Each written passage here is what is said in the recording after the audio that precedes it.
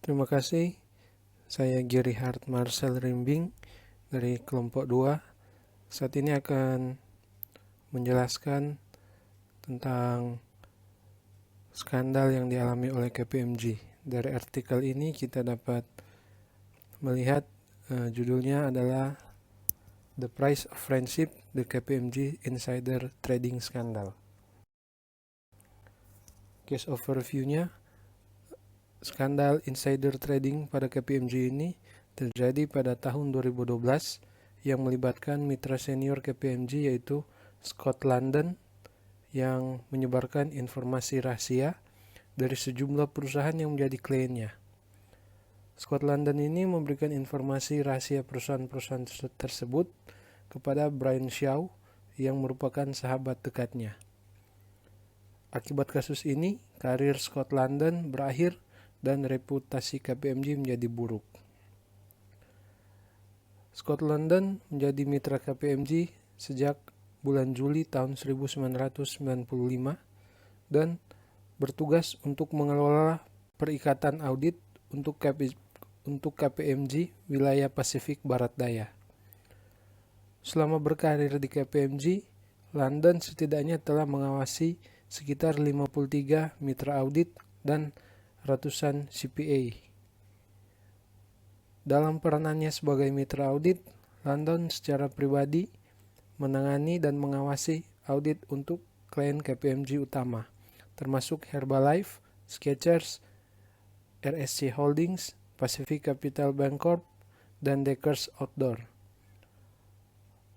Oleh karena itu, London memiliki akses kepada informasi material yang bersifat rahasia tentang masing-masing perusahaan tersebut, yang tentunya tidak seharusnya diungkapkan kepada publik.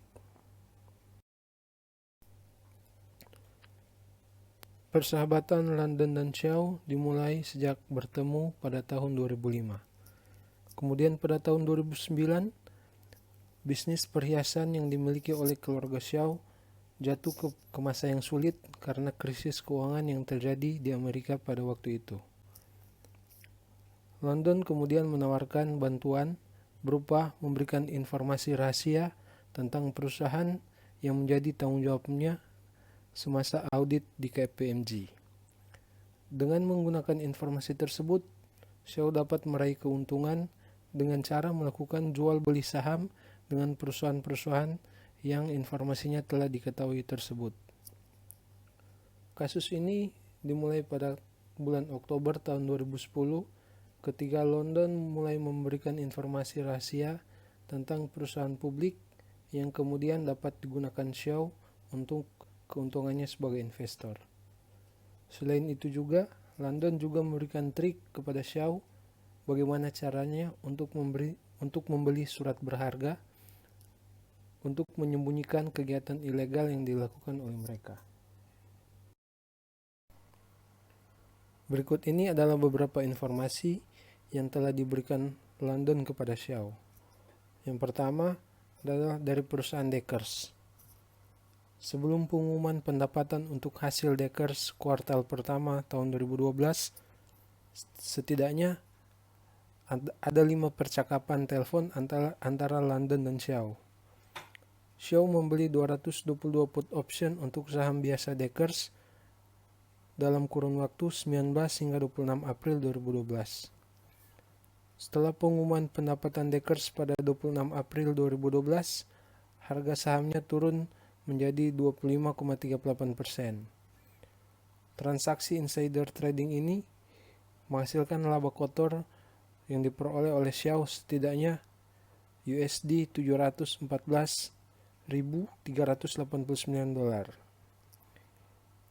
Ini hanya salah satu dari banyak contoh di mana Shaw bertindak berdasarkan informasi yang diberikan oleh London.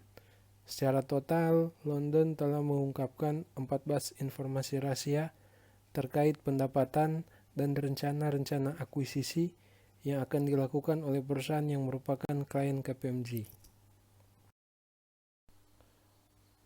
Selanjutnya adalah Pacific Capital. Pada tanggal 9 Maret tahun 2012, Union Bank Corporation mengumumkan bahwa mereka akan mengakuisisi Pacific Capital seharga 46 US dollar per lembar saham. Ini akan dilakukan melalui transaksi dengan nilai total 1,5 miliar US dollar. London memberikan show informasi terkait merger yang akan dilakukan ini sebelum informasi ini beredar ke publik. Antara tanggal 8 Februari dan 9 Maret tahun 2012, tercatat Shaw telah membeli 12.225 lembar saham dan 120 call option sebelum pengumuman merger tersebut. Akhirnya, Shaw meraup untung senilai 365.000 US dollar ketika saham Pacific Capital meningkat 57%. Secara total, Shaw mendapat untung senilai 1,27 juta US dollar. Sebagai imbalan atas penyediaan informasi ini, Shaw memberikan London uang tunai puluhan ribu dolar. Skema insider trading ini mulai terungkap pada bulan Juli tahun 2012 ketika perusahaan pialang Shaw yaitu Fidelity Investment menemukan aktivitas perdagangan yang mencurigakan dan kemudian langsung membekukan akunnya. Saat itu juga London dan Shaw langsung menghentikan aktivitas insider trading yang mereka lakukan. Pada bulan Desember tahun 2012, Shaw menerima panggilan untuk menghadap SEC dan kemudian dia mengakui kesalahannya. Shaw melakukan tindakan kooperatif dengan mau bekerja sama dengan FBI untuk mengungkapkan kasus ini. Pada bulan Februari tahun 2013, Shaw kemudian menghubungi London untuk membicarakan perdagangan informasi dari perusahaan-perusahaan yang berada di bawah tanggung jawab London sebagai mitra KPMG. Tanpa sepengetahuan London, Shaw ternyata merekam percakapan tersebut untuk dijadikan bukti.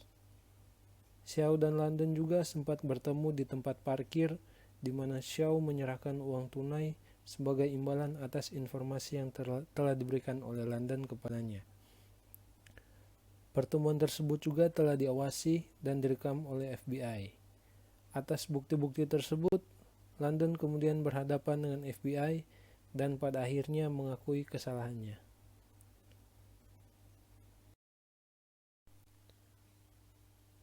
Berikut ini adalah kronologis beberapa kejadian terkait skandal insider trading yang terjadi pada KPMG.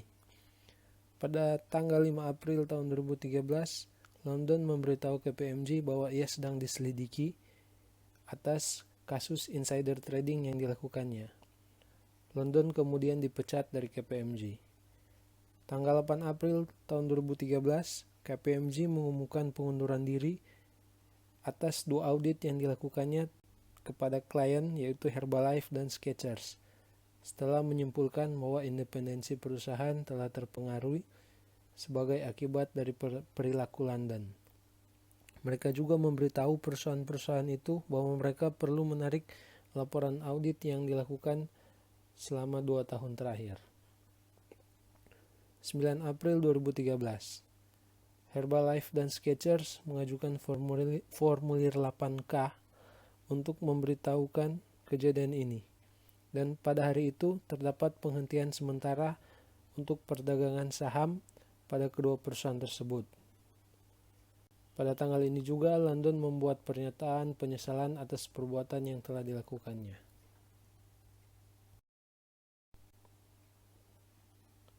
Selanjutnya tanggal 11 April tahun 2013, Ketua dan CEO KPMG mengeluarkan siaran pers yang berisi kritikan terhadap tindakan yang dilakukan oleh London. Tanggal 20 Mei tahun 2013, Shaw mengakui kesalahannya atas tuduhan konspirasi. Tanggal 2 Juli 2013, London mengakui kesalahannya atas tuduhan penipuan sekuritas. Dia menghadapi hukuman dengan waktu maksimum 20 tahun.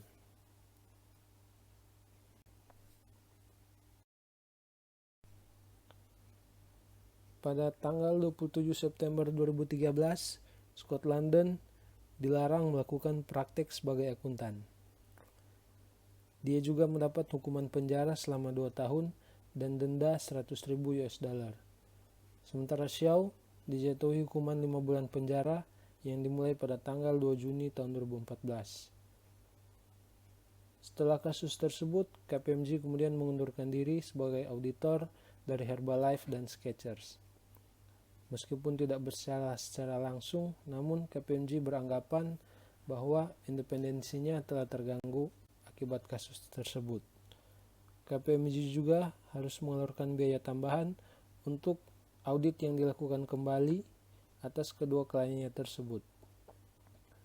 Respon yang cepat dari KPMG ini membuat mereka tidak kehilangan banyak klien. Sebanyak 40 klien KPMG secara terbuka menyatakan dukungan terhadap KPMG dan tetap melakukan kerjasama dengan KPMG. Sekarang kita masuk kepada pertanyaan diskusi. Yang pertama, jika kasus Scott London terjadi di negara Anda, hukuman dan peraturan apa yang ada untuk memberikan sanksi terhadap individu yang terlibat?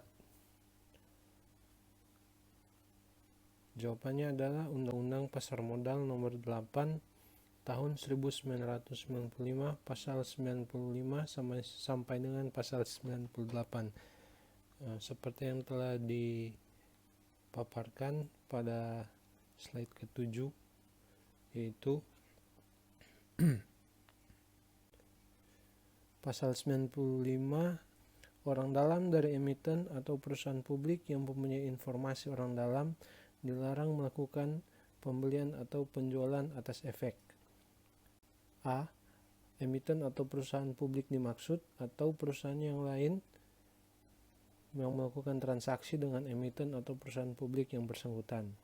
Kemudian pasal 96, orang dalam sebagaimana dimaksud pada pasal 95 dilarang A. mempengaruhi pihak lain untuk melakukan pembelian atau penjualan atas efek yang dimaksud, atau B.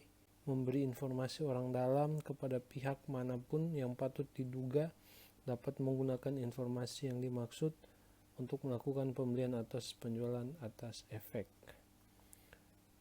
Ketiga, pasal 97 Ayat 1, setiap pihak yang berusaha untuk memperoleh informasi orang dalam dari orang dalam secara melawan hukum dan kemudian memperolehnya dikenakan larangan yang sama dengan larangan yang berlaku bagi orang dalam sebagaimana dimaksud pada pasal 95 dan pasal 96. Ayat 2, setiap pihak yang berusaha untuk memperoleh informasi orang dalam dan kemudian memperolehnya tanpa melawan hukum tidak dikenakan larangan yang berlaku bagi orang dalam sebagaimana dimaksud dalam pasal 95 dan pasal 96, sepanjang informasi tersebut disediakan oleh emiten atau perusahaan publik tanpa pembatasan. Yang keempat, pasal 98, perusahaan efek yang memiliki informasi orang dalam mengenai emiten atau perusahaan publik dilarang melakukan transaksi efek emiten atau perusahaan publik tersebut kecuali apabila A. Transaksi tersebut dilakukan bukan atas tanggungannya sendiri tetapi atas perintah nasabahnya, dan B. Perusahaan efek tersebut tidak memberikan rekomendasi kepada nasabahnya mengenai efek yang bersangkutan. Kemudian pertanyaan selanjutnya, diskusikanlah masalah etika profesional berkaitan dengan kasus Scott London sebagai mitra audit utama di KPMG untuk perusahaan yang terlibat. Jadi di sini sebagai mitra audit utama KPMG, Scott London sebenarnya memiliki kewajiban kepercayaan dan kepercayaan fidusia tidak hanya kepada KPMG tetapi juga kepada perusahaan klien yang diaudit. Di sini klien telah berbagi informasi yang sebenarnya rahasia tentang apa saja yang ada di dalam perusahaan itu, termasuk pendapatan dan hasil keuangan mereka. Di sini informasi tersebut diberikan agar KPMG dapat melakukan audit dan tinjauan atas hasil keuangan mereka. Namun di sini Scott London ternyata telah melanggar tugas yang diberikan kepadanya dengan memberikan informasi rahasia tersebut kepada Shaw yang sebenarnya tidak harus diberikan kepada orang lain. Kemudian pertanyaan selanjutnya adalah, apakah praktik tata kelola perusahaan di Amerika Serikat saat ini telah berperan atau berpengaruh terhadap terjadinya kasus seperti ini? Bagaimana praktik-praktik ini dapat ditingkatkan agar kejadian seperti ini tidak terulang lagi? Jawabannya, GCG telah muncul di Amerika Serikat sekitar tahun 1970-an. Hal tersebut muncul akibat terjadinya skandal atau kecurangan yang melibatkan perusahaan besar. Namun atas kasus yang terjadi pada saat ini, dapat diketahui bahwa sebenarnya penerapan GCG di Amerika Serikat belum sepenuhnya berjalan dengan lancar atau belum sepenuhnya dilaksanakan pada setiap perusahaan. Untuk dapat mencegah insiden atau kasus seperti ini terjadi lagi, maka GCG harus diterapkan dengan baik dalam perusahaan, yaitu salah satunya dengan cara menumbuhkan rasa tanggung jawab, serta kemudian mampu mempertanggungjawabkan atas segala tindakan dan keputusan yang telah diambil oleh perusahaan. Kemudian memberikan aturan yang jelas terkait penerapan GCG, kemudian meningkatkan pengawasan baik dari pemerintah dan dari perusahaan tersebut terkait pelaksanaan GCG, dan kemudian sebagai sanksinya adalah hukuman bagi perusahaan yang tidak melaksanakan GCG.